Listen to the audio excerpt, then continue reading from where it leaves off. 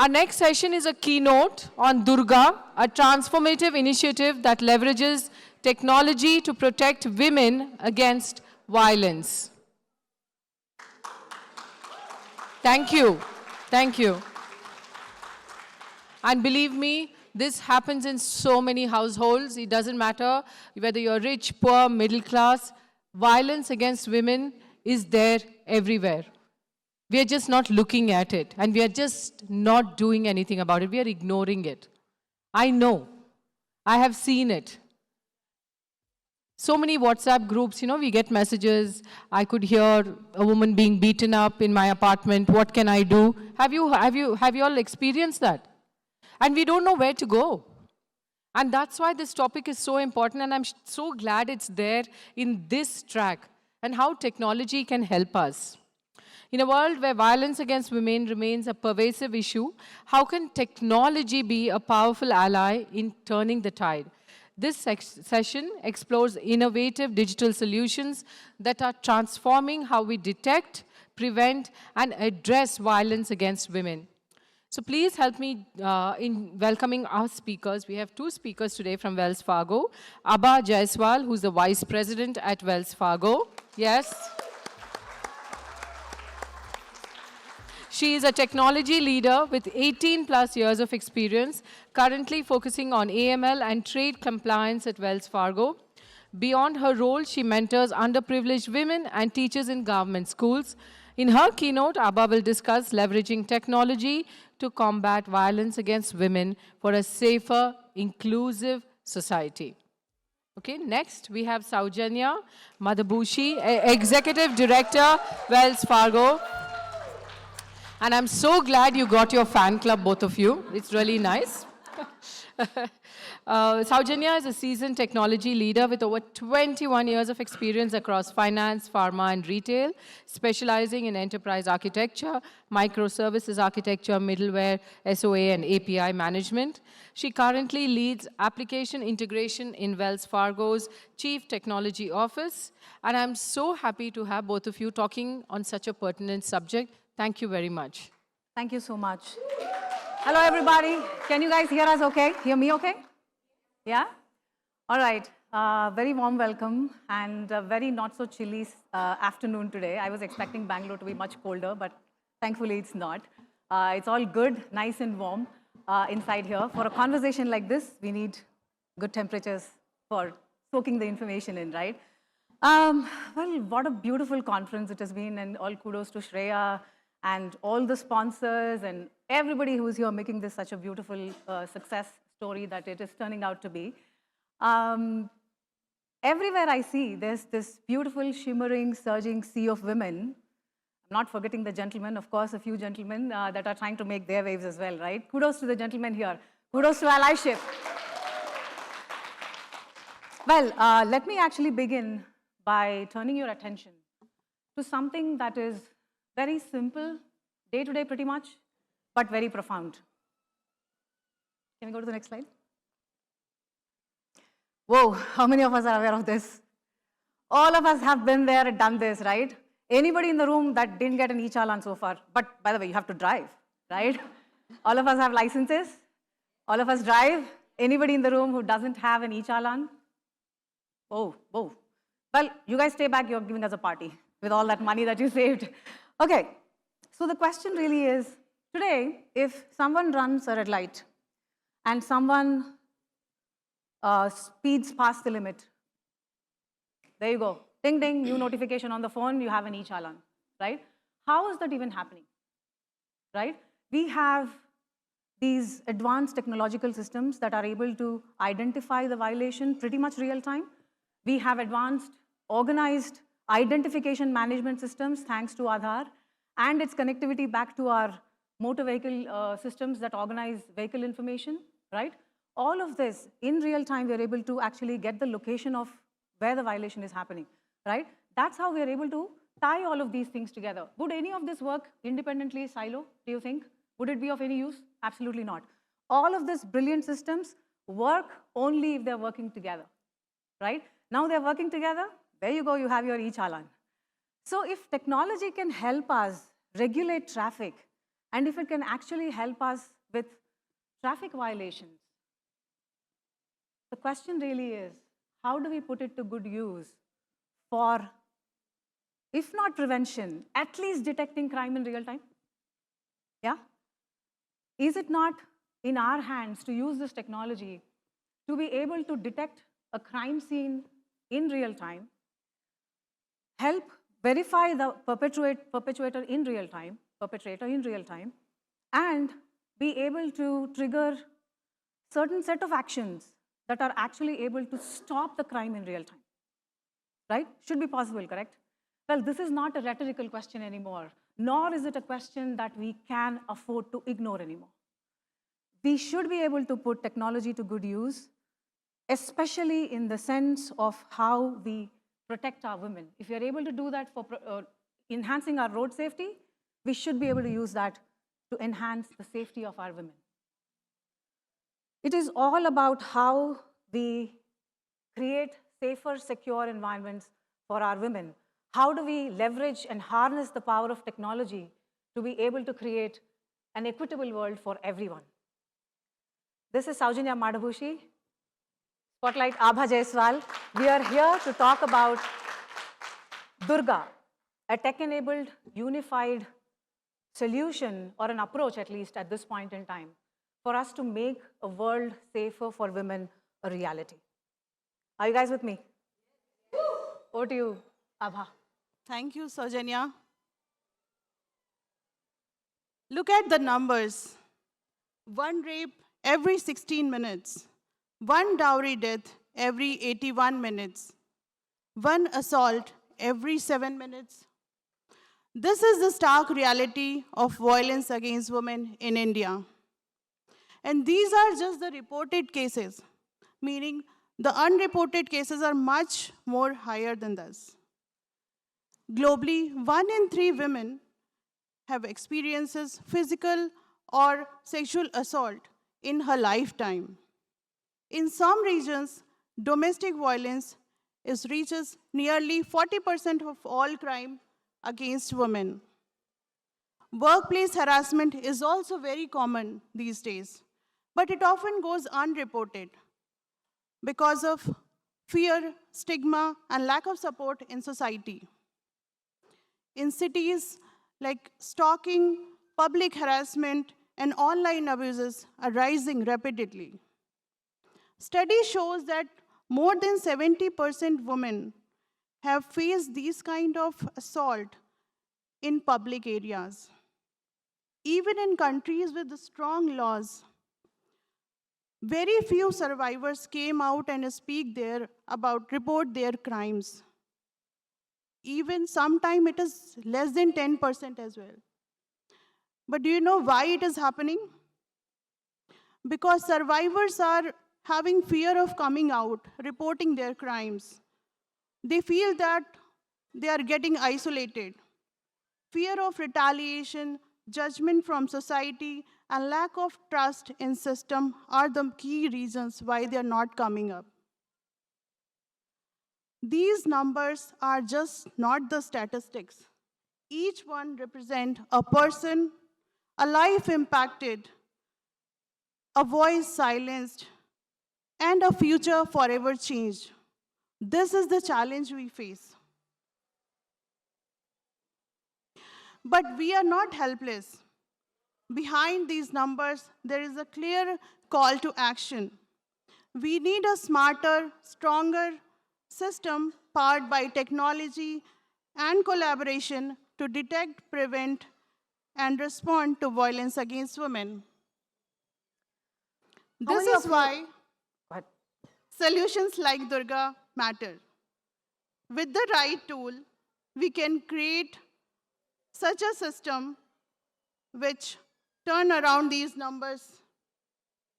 We can create a system that empower women, protect survivors, and hold those responsible accountable. Oh my God, how many of you all think these numbers are just more than alarming, right? But these are not just numbers. These are stories. Stories that need to be told, more importantly, need to be heard. Stories that we all must change, and stories that we at least should attempt to change. There's just no alternative. We are not left with any other alternative with these kinds of numbers. But how do we change that? How do we change the narrative? Before we talk about how, let's ask ourselves a very necessary but an uncomfortable question. Why does this violence even exist? How many of you all think that we can actually solve this problem without understanding the why? We have to understand the why, right? So why do you guys think the violence exists? Basically, violence stems from power and control. There you go, it's a very simple answer. Where there is power and control and people want to exercise it in a very wrong way, violence stems right there. Abusers often use tactics like manipulation, isolation, and intimidation to dominate their victims. How many of you all have seen victims actually totally isolated from their loved ones? They're not allowed to talk. I had a friend who got married and she was not allowed to make contact with her parents, not allowed to make contact with her siblings, friends, loved ones. Why do you think they want to do that? Because you absolutely have no help. That way they make you powerless and totally clueless even. They use tactics to undermine your value, thus derailing your confidence and shattering it to core. You don't know who you are anymore. They use tactics like steamrolling and gaslighting, which is like the worst thing that can ever happen to you because you're losing your mind every time somebody gaslights you. Right? Now, these are the techniques that are being used. If you can go to the next slide. Thank you. This is what you see is the power and control wheel that was developed by the Duluth project. It just helps us understand the patterns of abuse. Not just that, it actually highlights to us the fact that abuse doesn't always have to be physical, right? It's not just physical. It has so many different kinds of manifestations. It's almost like it's a system designed to tear down confidence and completely take away the safety of women. Now, why do we have to recognize these patterns, right? By recognizing these patterns, we are able to intervene sooner. We might not be able to stop it at every single time, but we might be at least able to recognize the pattern and say, oh, this is relatable. I understand this. I get this. Let me intervene sooner. And it also helps us to step in, take a step forward sooner to help empower the survivors. I'm sure you all would have heard this, as cliched as it sounds, let's shift the blame from the victims to the perpetrators. The blame can't be put on the victims. Claire Murphy, who is a leading advocate, emphasizes that abuse thrives where societal structures allow for it. We are all allowing for it. So what do we need to do to first at least attempt to take it away, right? We must all challenge the norms that undermine women, undermine what they do, undervalue and completely not appreciate them for who they are and what they bring to the table. We must bring in elements of putting right people at the right place to help grow societies into a progressive direction. Let's all together pledge to break this cycle, can we? Let's replace fear with safety, intimidation with empowerment, and primarily insult with respect. Respect has to be the cornerstone. Where there is no respect, nothing else is really possible. Solving violence against women, thank you. Solving violence against women is not just about responding to incidents. It's about changing the very culture that permits it. You all agree? Let's just now go into a little bit of details into how we can make that happen. Abha, over to you. Yes, it's so true, Saujanya.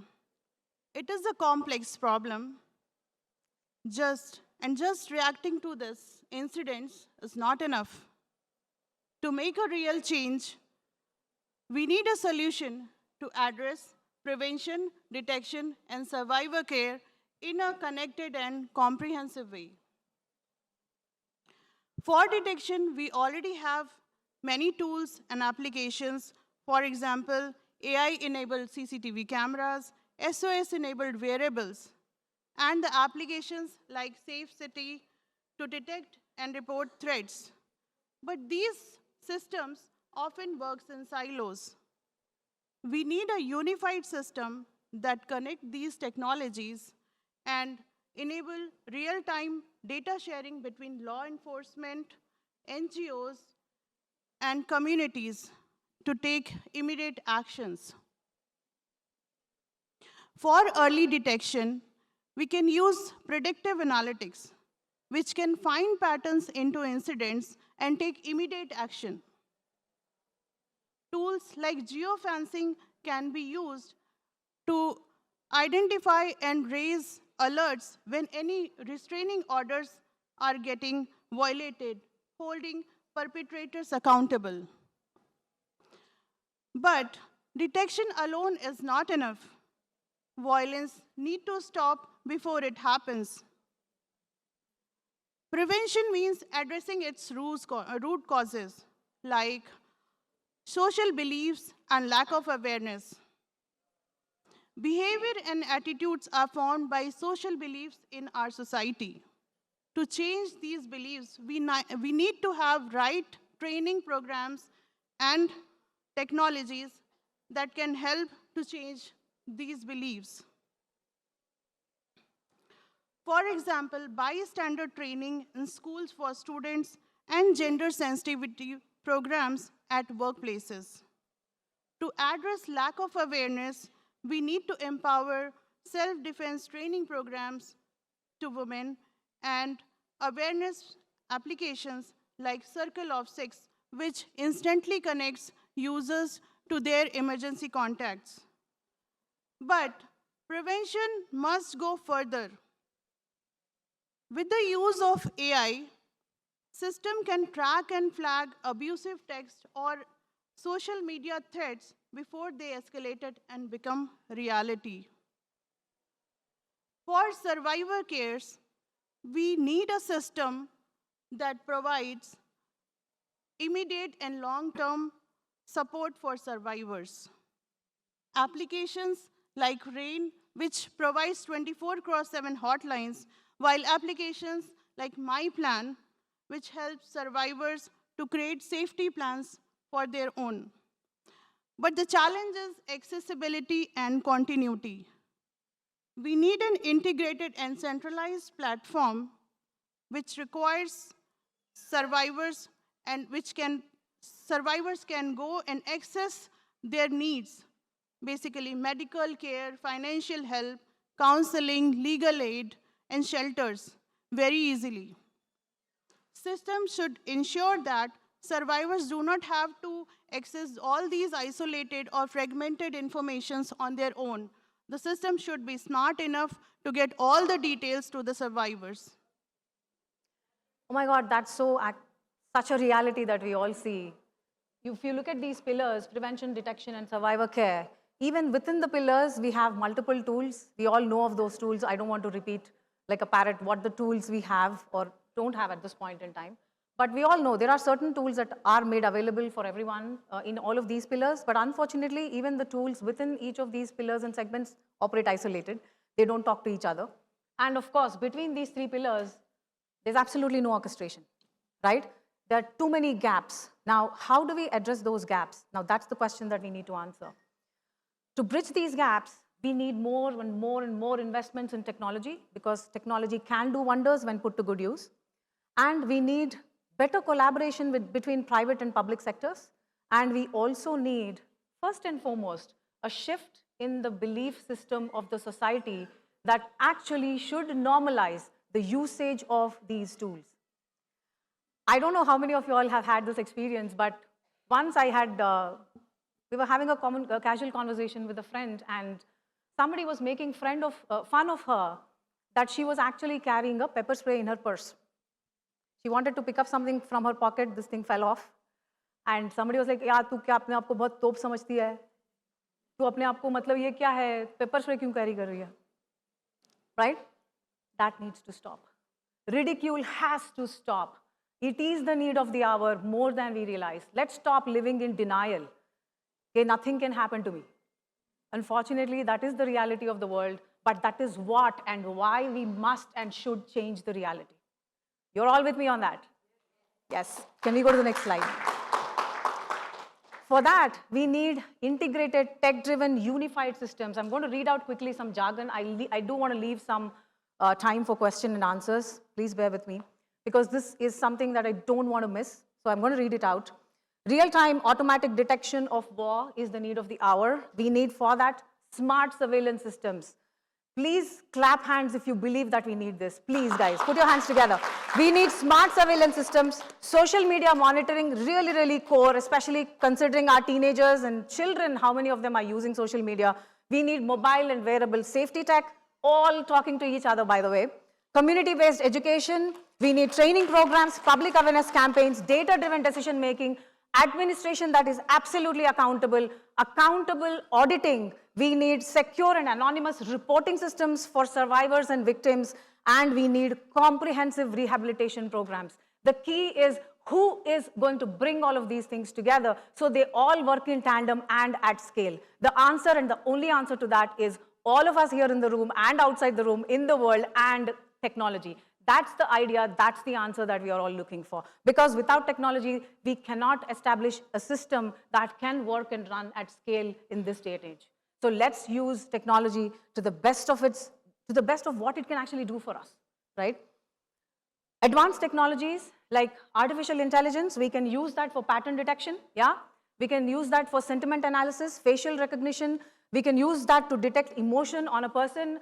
If I'm standing here experiencing a certain sense of discomfort, camera should be able to actually send out a message and a distress signal, right? And we should be able to have chatbots enabled that can actually give real-time advice and counseling to our survivors without they having to even disclose their identity. NLP for filing complaints and generating legal documentation. Abha? IoT for location tracking, GPS, smart street lights, wearables like smart bracelet, pendants, IoT keychains, integrated panic buttons in phones, live video surveillance in cabs, and smart pepper spray, obviously. Yep, there you go. And we need blockchain to secure our data, audio, video, all of it. If we have to securely store it, we need GPS data that has to be available to us at our fingertips. We need to have tamper-proof evidence of a certain crime scene, and we also need fund tracking. A lot of people, including me, I have shied away from actually donating to some cause because of just the sheer anonymity of the person who is actually asking me for donation. How many of us have been there, right? So we need accountability.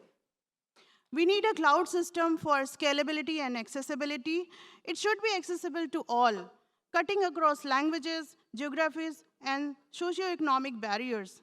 Cloud can be centralized data from various sources like police reports, helpline calls, and IoT devices to identify patterns and spot the violence.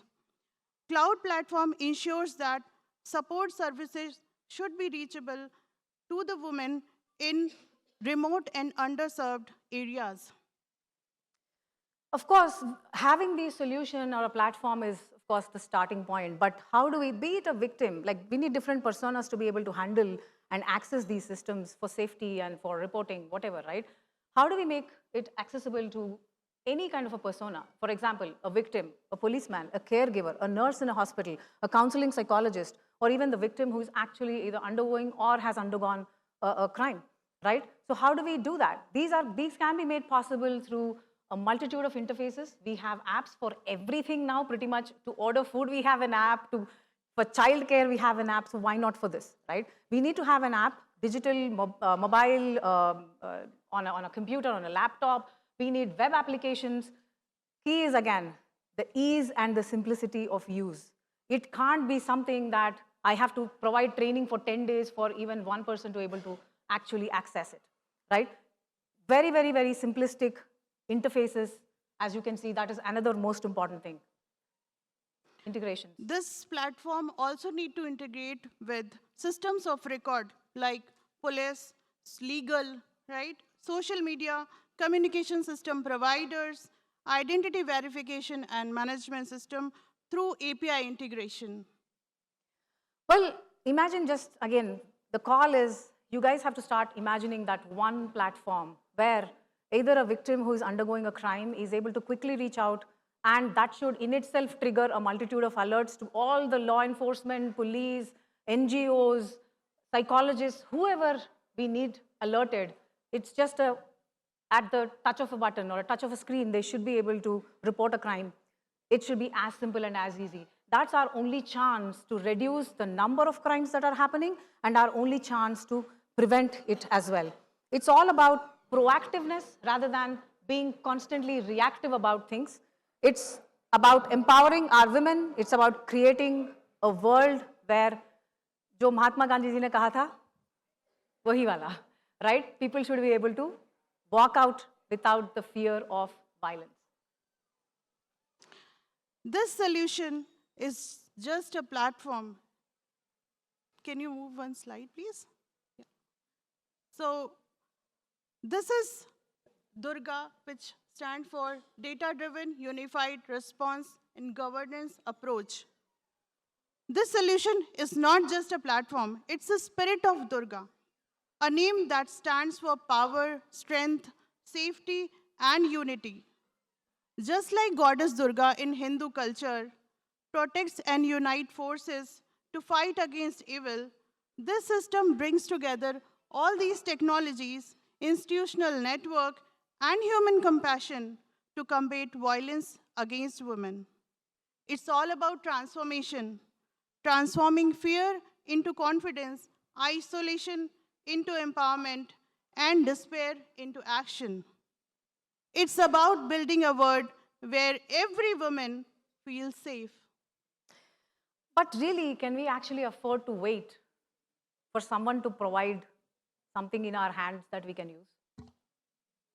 Think about it for a second.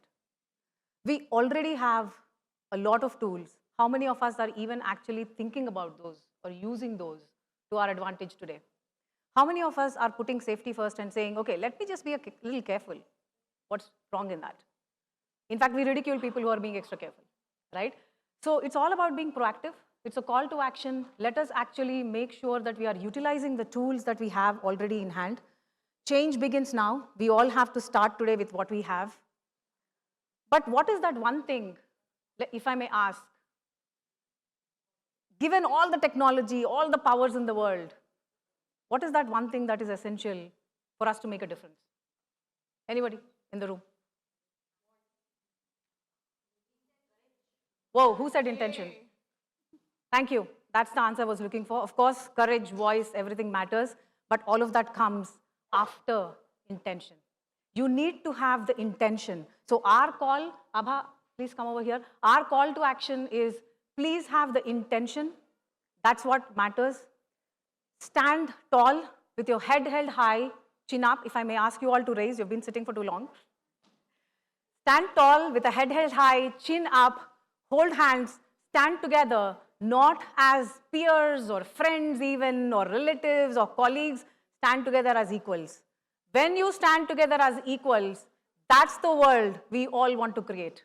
Only when you think you are equal, you might be friends, but you still might think, "Arey, mere se ye thodi choti hai." Right? That is absolutely not what we want to have in the world. The world has to be equal. We all have to have eyes of equality. That's when magic will start to happen. All of us have seen Lapata Ladies. Yes? Oscar nominated. Yay! Congratulations to that team. Right? Lapata Ladies. I'll take a bow. Whoever, I mean, of course it was Kiran Rao and a huge set of ensemble cast, but Jaya, what does she do? Brings in the courage from inside of her to take care of her own dreams, not just hers, but to protect and actually stabilize the lives of 3 other people in her neighborhood. Cool. She finds the courage inside of her to wait, allow people to help her. How beautiful is that, yeah? How beautiful is that? Mai, I forget the name. What Mai? Some Mai, sorry. The tea stall owner. The way she eats that kalakand. Can we all live for that day? Beautiful, isn't it? Just let us help one person. That's all that matters in the world.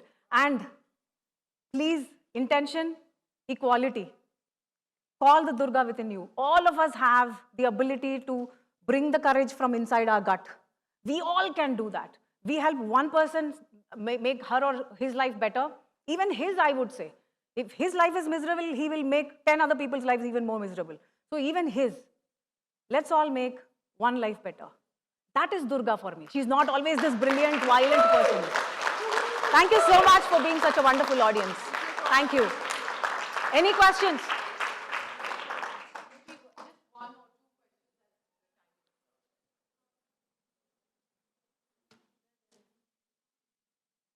Please. Yes, maybe you can come here and...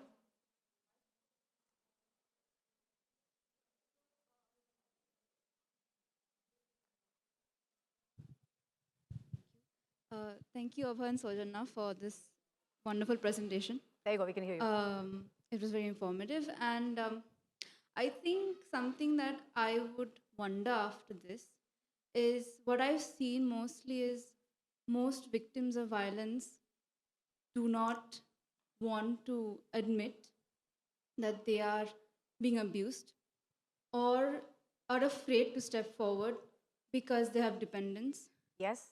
because they don't feel whatever is happening to them is enough to be called abuse. Absolute reality. Because this is something that I've noticed in real life and in personal life. So as like a person who knows somebody is undergoing some kind of abuse, how do I give them the courage to like, or help them identify and assure them that everything is going to be okay and you can break the cycle and not just shy away? Because I have seen that since they're giving so-and-so reason, so-and-so can happen, my child might be taken away from me. I don't know what to do after that. So how do I tackle? Well, on how that, do all of us tackle this? first of all, come on here. This is what you need first. This is a big step. That courage is what is important. I appreciate her for taking the courage to actually even think that help is required. There are people who need help, and it takes a lot of courage to stand up and speak up and ask a question like that. So, first of all, give in whatever. I could hug her, but maybe we are not able to hug 100 other people. Maybe the person is remote. Maybe the person is not accessible to us. All it needs is a word. First of all, listen. Have the patience, have the time. When somebody is trying to confess something, talk to you about something, you might be busy like hell. Have the patience and listen.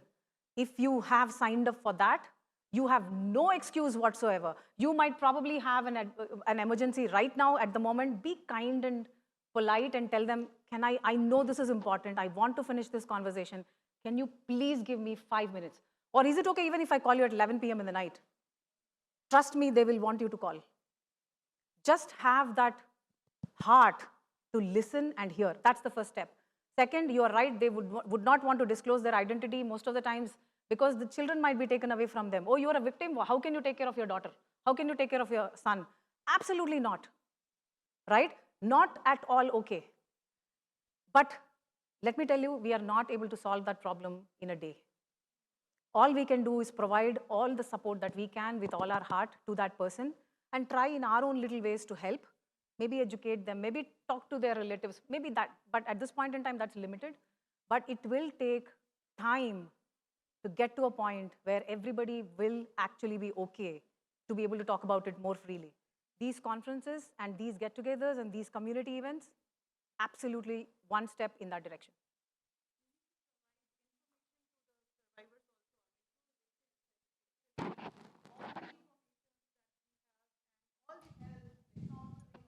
Even legal, how much help we already have. Like I was talking about, Abha was talking about systems that we already have, which we don't use, right? At least let's start there, yeah? I guess our time is up. Thank you so much, everyone. Thank you so much. Calling upon Arpita, who is the session chair, to give you all a token of our appreciation. Thank you.